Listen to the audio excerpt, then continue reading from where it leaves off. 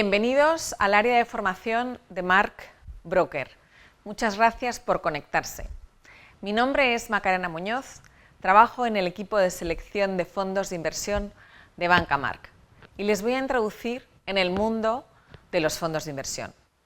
El objetivo es darles a conocer los conceptos básicos de los fondos de inversión, mostrarles los tipos de gestión que existen, acercarles a los conceptos de rentabilidad y riesgos asociados a los fondos, explicarles algunos ratios esenciales que nos ayudan a medir y entender el comportamiento de los fondos de inversión, como son la volatilidad, la correlación, el ratio de Sharpe, el alfa o la beta.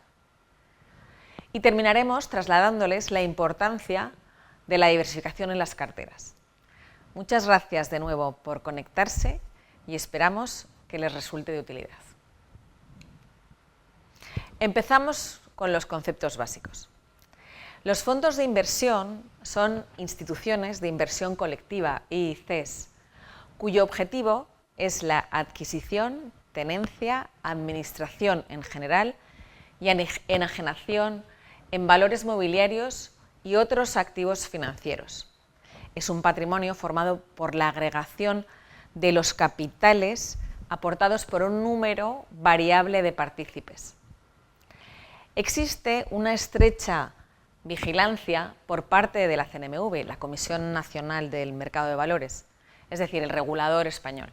También existe un estricto cumplimiento de todos los requerimientos de la Directiva Europea UCITS, por las siglas en inglés, el acrónimo en inglés Undertaking for Collective Investment Transferable Securities, que son los organismos de inversión colectiva en valores mobiliarios. Desde 1985, Europa regula la inversión en fondos y especifica en qué clases de activos puede invertir cada fondo, cómo se relacionan las inversiones que están vinculadas a las diferentes clases de activos o cómo se valoran los fondos, entre otras cosas. El objetivo de gestión y todos los demás detalles de cada uno de los fondos de inversión vienen especificados en los folletos de inversión y en los datos fundamentales para el inversor, que son documentos que están siempre a disposición del inversor en todo momento. Fundamentalmente, la estructura jurídica de los vehículos de inversión pueden ser fondos de inversión o SICAVs, sociedades de inversión a capital variable. Otro punto esencial de los fondos de inversión es que dan acceso a una gestión profesional.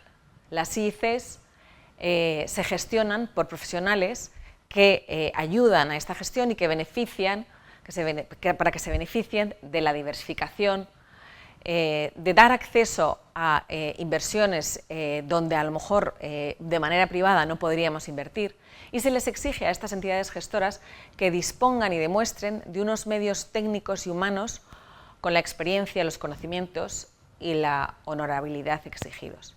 Esta gestión garantiza siempre un tratamiento idéntico a todos los partícipes de un mismo fondo, que comparten esa política común. Además, hay una serie de ventajas fiscales para algunas IICs que cumplan con una serie de características, entre otras un número mínimo de partícipes, de 100 partícipes, por ejemplo, en los fondos de inversión, o de 500 en las SICAVs. Estos partícipes podrán traspasar las posiciones entre unas IICs y otras hasta que se recupere la inversión final sin tributar hasta ese momento. Existen además diferentes clases de acciones. Cada fondo puede emitir distintas clases de acciones con características cada una de ellas especiales, con comisiones de gestión distintas, distribución distintas, divisas, mínimo de inversión, tipo de inversor al que va destinada o tipo de servicio que tenga el inversor con el distribuidor. Cada una de estas clases de acciones tendrá un código ISIN propio, es decir, la codificación que identifica a cada IC y que es la más utilizada en la industria financiera. Además, existe el concepto de valor liquidativo, que es el valor que se calcula dividiendo el patrimonio total del fondo entre el número de acciones existentes en cada momento del mercado, también conocido en inglés como el Net Asset Value. La comisión de gestión normalmente que cobra la entidad gestora en el fondo está implícita y se deduce del valor liquidativo. Por tanto, 6 conceptos básicos que vemos hasta ahora. Existen distintas maneras de clasificar los fondos de inversión o categorías de fondos de inversión. Tradicionalmente se han dividido los fondos por los activos subyacentes, es decir, por los activos en los que invierten. Podemos encontrar, como vemos aquí, distintos de ellos. Renta variable, es decir, fondos que invierten en su mayoría, la mayor parte de su patrimonio, en acciones de compañías cotizadas o en índices bursátiles. Aquí podemos encontrar compañías de distinto tamaño o capitalización y, por tanto, fondos de distintas capitalizaciones. Podemos encontrar fondos con un estilo de gestión growth o value, según el gestor busque compañías con múltiplos de valoración elevados o bajos, con elevado potencial de crecimiento de beneficios en sus modelos de negocio o que estén infravalorados por el mercado, o aquellos que tienen un estilo blend, es decir, ningún estilo en particular, que mezclen ambos, que sean más oportunistas. Podemos encontrar también fondos de renta fija, es decir, fondos que invierten en activos de renta fija, como bonos o obligaciones, emitidos por empresas o gobiernos, que pueden tener características dispares en cuanto a su calidad crediticia, la duración o sensibilidad a los movimientos de tipos de interés, vencimientos, plazos, yields o rentabilidades, etc. Podemos encontrar también fondos monetarios, que son aquellos que invierten en activos del mercado monetario, en títulos de deuda con vencimientos muy cortos y con riesgo crediticio bajos. Fondos mixtos son aquellos que mezclan en mayor o menor medida los distintos activos financieros, renta variable, renta fija, mercado monetario, etc. Y, por último, los fondos de retorno absoluto o de gestión alternativa, que son aquellos fondos de inversión que intentan maximizar la rentabilidad independientemente de la tendencia del mercado, mediante estrategias y técnicas en general sofisticadas. Las entidades gestoras expertas diseñan las estrategias de inversión de los fondos, dando acceso a mercados y activos de inversión que habitualmente o que pueden estar reservados a grandes inversores en distintas zonas geográficas, en distintas divisas y aprovechando además sus economías de escala. También podemos clasificar los fondos según la manera de gestionarlos. El equipo gestor puede llevar a cabo una gestión activa o una gestión pasiva o indiciada, en función de si trata de mejorar el rendimiento de una cartera frente a un índice de referencia o benchmark también llamado, que está prefijado y que puede ser global o sectorial, o de si trata de replicar simplemente el comportamiento de un índice de referencia. Los tipos de gestión que vemos. Los equipos gestores de los fondos de inversión pueden enfocar su gestión y la manera en la que toman las decisiones de inversión según distintos métodos. Encontramos en la industria los siguientes grandes tipos de enfoques.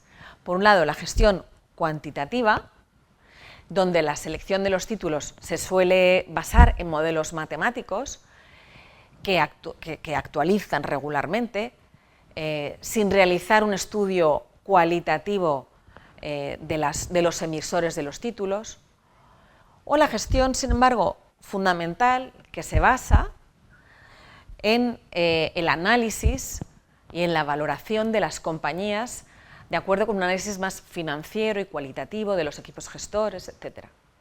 Ambos estilos de gestión no son excluyentes. De hecho, la mayoría de los fondos lo que hacen es que mezclan ambos estilos de gestión, son complementarios. En el enfoque de la selección de títulos, encontramos también dos grandes corrientes. Aquellos que son top-down, que se centran en primer lugar en aspectos macroeconómicos, o los que son bottom-up o de stock picking, que se centran primero en el análisis fundamental de las compañías. En la gestión top-down, como vemos, de arriba a abajo, en primer lugar se analiza la situación mundial, después la situación de cada país, de cada sector, de cada empresa, y después se analizan los ratios y los precios objetivos de las mismas, dando como resultado pues, una cartera en base a este análisis. Sin embargo, en la gestión bottom-up o de abajo arriba, primero se analizan las distintas compañías que resulta que son de una serie de sectores, de una serie de países y que por último pues, miramos a la situación global macroeconómica y como resultado de ello pues, tenemos la composición de una cartera en función de cada uno de estos tipos de gestión. Con todo esto, el gestor lo que pretende es obtener rentabilidad para el inversor, pero el binomio rentabilidad-riesgo siempre va unido. Cuanto mayor sea la rentabilidad potencial esperada, mayor será el riesgo de la inversión. La rentabilidad, el retorno o el rendimiento es la remuneración que percibe el inversor por invertir, normalmente expresada en porcentaje, en un periodo de tiempo determinado. Se tiene en cuenta el valor inicial y el valor final de la inversión. Y hay que tener en cuenta que con una inversión se puede ganar o perder dinero. El riesgo es el conjunto de factores que pueden hacer que la rentabilidad de una inversión sea distinta a la esperada, por encima o por debajo. Hay que tener siempre presente que las rentabilidades pasadas no garantizan las rentabilidades futuras. El comportamiento de los fondos refleja siempre, principalmente, la evolución de lo que hay dentro de las carteras, renta variable, renta fija, etc. Los riesgos dependen, por tanto, del objetivo de gestión del fondo, de la política de inversión. Pero todos tienen, en mayor o menor medida, los siguientes riesgos generales. El primero de ellos, el riesgo de mercado. Los fondos son instrumentos financieros y como instrumentos financieros tienen los riesgos asociados a estos instrumentos financieros, que son principalmente los movimientos de mercado y los movimientos de divisa. ¿Ratios que pueden medir esos riesgos? Pues la beta, que veremos algunos de ellos después. Riesgo de gestión. Es el riesgo específico de los fondos de inversión. Es el riesgo de obtener una rentabilidad por encima o por debajo del índice de referencia. Encontramos clasificaciones que nos ayudan a identificar qué podemos esperar de los fondos, como pues, fondos defensivos, pues son aquellos que están más cercanos a la evolución de un índice, o fondos agresivos, donde el gestor pues, tiene un mayor margen de maniobra. Estadísticos y ratios que nos pueden ayudar a valorar eso, pues el alfa, el tracking error, el margen de maniobra que tiene un gestor. Otro de los riesgos generales que puede tener un fondo de inversión es el riesgo de pérdida de la inversión. El valor liquidativo, como decíamos, refleja lo que pasa dentro de cada fondo y, como decíamos, refleja la evolución de los activos. En los fondos no hay garantía de capital, salvo que se diga expresamente, ni siquiera en aquellos que dicen que son fondos con objetivo de preservación de capital o de retorno absoluto. Nos puede dar una idea de este tipo de riesgo, pues ver las caídas máximas que ha tenido un fondo a lo largo de su historia o en un periodo determinado, el maximum drawdown que se dice, la diversificación que tiene la cartera, cuanto más concentrada, pues más riesgo, cuanto más diversificada, menos, y por supuesto pues los activos en los que invierte cada uno de los fondos. El riesgo de liquidez. Bueno, pues el riesgo de liquidez es otro de los riesgos principales. La frecuencia en la publicación del valor liquidativo nos da una orientación del riesgo de liquidez, analizar, por ejemplo, el tamaño que tiene el fondo de inversión, la política de inversión, pues son también elementos clave. Incluso en fondos con una liquidez diaria, la entidad gestora puede verse obligada a suspender el valor liquidativo por problemas puntuales, como entre la oferta y la demanda de algún activo, o por otros riesgos, como por ejemplo que un mercado regulado inesperadamente pues, tenga que cerrarse, o por motivos políticos de un país donde invierta. Como vemos, distintos tipos de riesgo que pueden existir en la gestión de los fondos de inversión. Existen muchos ratios y estadísticos que se calculan utilizando los datos de rentabilidades pasadas obtenidas por los fondos, por ejemplo, mensuales a 3 años o semanales a 1 año, para describir el comportamiento de los fondos e intentar entender qué podemos esperar a futuro en el comportamiento de estos fondos. Una de las principales medidas de riesgo es la volatilidad. La volatilidad mide la variabilidad de los retornos en una cartera frente a su media en un periodo de tiempo determinado y tiene en cuenta la correlación entre los activos. Cuanto más alta sea la volatilidad, mayor es la dispersión entre los rendimientos y, por tanto, mayor es el riesgo de la inversión. Matemáticamente es la desviación típica o estándar. Cuanto mayor volatilidad, mayor riesgo, como decíamos. En el ejemplo podemos ver la rentabilidad de 2 fondos de inversión.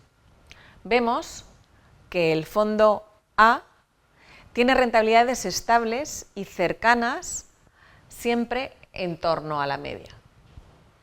Sin embargo, el fondo B, teniendo una misma volatilidad media, vemos que tiene rentabilidades más alejadas de esa media, 15%, 7%.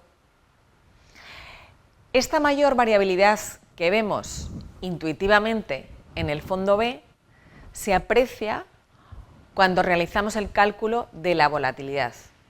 El fondo A tiene una volatilidad del 0,4 y el fondo B del 3,2. Es decir, el fondo B tiene una mayor volatilidad y, por tanto, un mayor riesgo. Lo que hace la volatilidad, como decimos, es que nos ayuda a ajustar las expectativas ante el comportamiento de un fondo de inversión.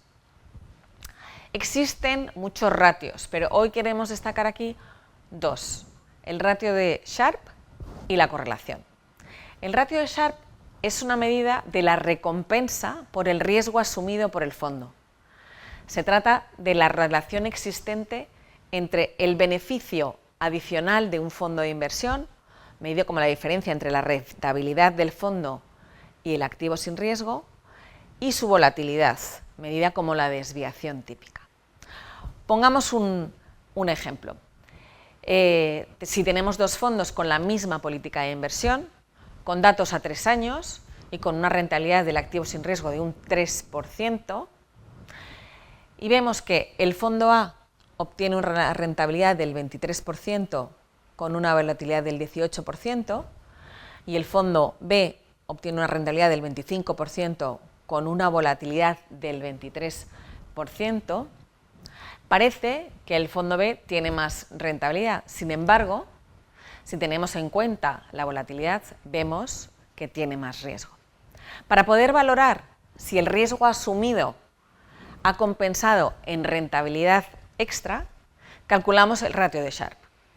El ratio de Sharpe del fondo A es del 1,10. Sin embargo, del fondo B es del 0,95. Es decir, vemos en este caso que el ratio más alto es en el fondo A, es decir, ha tenido un mejor comportamiento frente al riesgo asumido, que ha sido, en este caso, menor. Cuanto más alto sea este ratio, mejor será la inversión.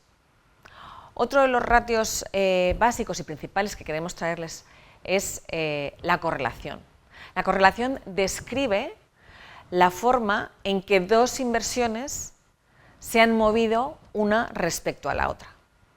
Los coeficientes de correlación oscilan entre +1 para los activos que se mueven consistentemente en la misma dirección y -1 para los activos que se mueven consistentemente en dirección opuesta. Pueden darse correlaciones positivas y directas o correlaciones negativas e inversas. Los activos con una correlación cero demuestra que no existe ninguna relación lineal entre ambos. Las carteras normalmente que combinan activos con correlaciones bajas proporcionan ventajas de diversificación o, lo que es lo mismo, reducción de riesgos, es decir, reducción de la volatilidad, sin potencialmente disminuir la rentabilidad total de la cartera. Más ratios, el alfa y la beta de un fondo.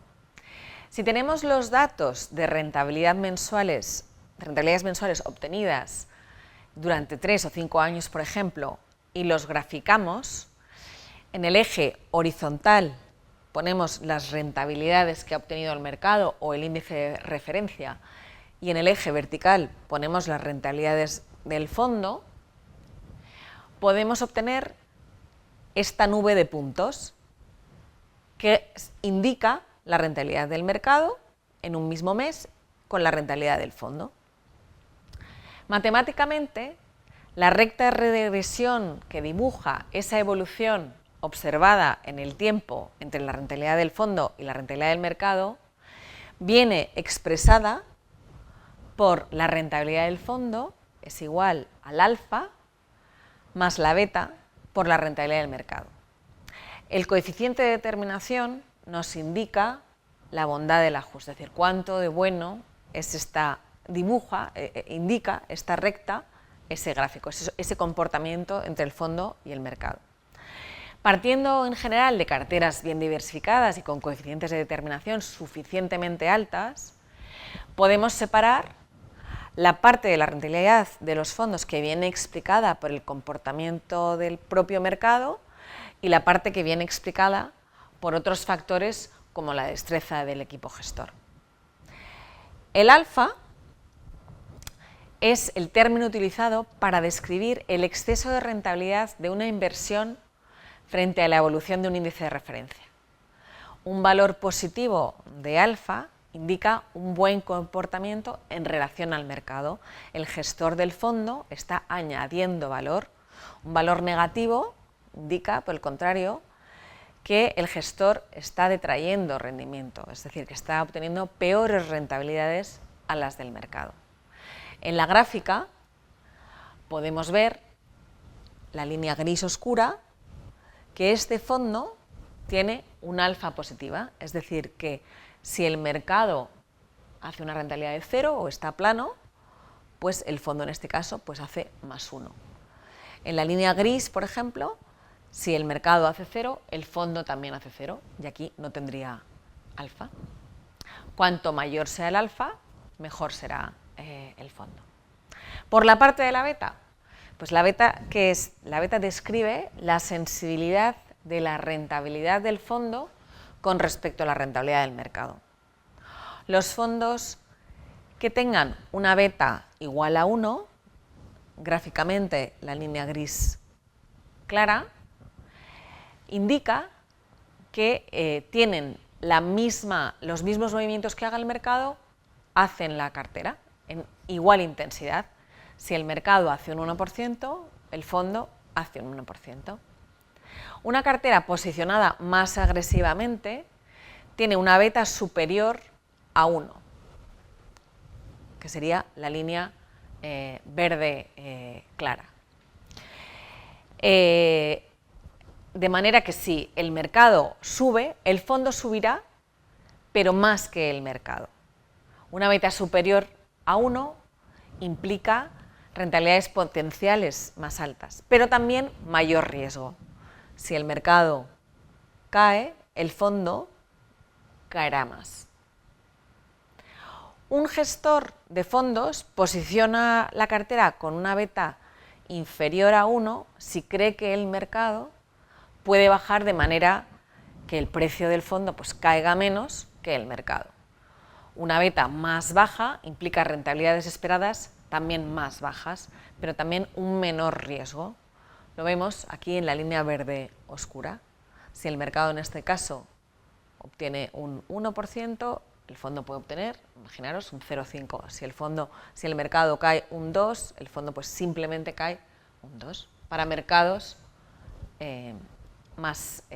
con perspectivas de caída. Hasta ahora hemos visto conceptos básicos, tipos de gestión, riesgos, ratios que nos ayudan a medir esos riesgos, y queremos ver en esta última parte y trasladarles la importancia de la diversificación. El riesgo total de una cartera está compuesto por la suma del riesgo sistemático y el riesgo no sistemático. El riesgo sistemático o no diversificable está formado por los elementos externos a las empresas, los riesgos del sistema, variables macroeconómicas, inestabilidad política, cambios en la regulación, etc., que no pueden ser controlados por las empresas y que afectan a todos los valores por igual. El riesgo propio del mercado o del sistema. Y por otro lado, el riesgo no sistemático o diversificable, que se llama también riesgo específico. Son los elementos que dependen únicamente de factores internos a las empresas, de la gestión, su competencia, su endeudamiento. Es el riesgo que sí se puede reducir con la diversificación. Gráficamente vemos que el riesgo sistémico no es diversificable y, sin embargo, el riesgo específico sí que es un riesgo diversificable. Cuantas más valores incluyamos en la cartera, se reducirá más el riesgo específico y, por tanto, el riesgo total de la cartera. La ayuda de la diversificación. Esperamos que les haya resultado útil y les invitamos a visitar nuestra selección de fondos de inversión dentro del broker de Banca March. Muchas gracias por su atención.